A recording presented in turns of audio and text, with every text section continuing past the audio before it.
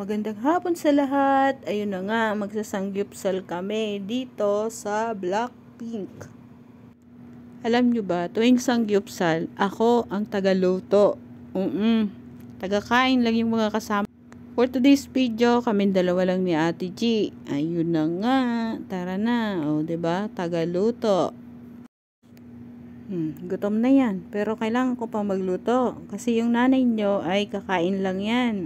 Diba? Pwede kayo humingi ng lahat ng klase ng side dish nyo.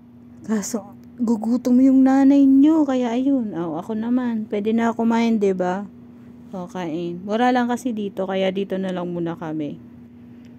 199. Pwede na, diba? So, tara, kain tayo. Huwag nyo na muna akong kausapin. Nahagard ako magluto. Yun, diba? Gutom na ang person.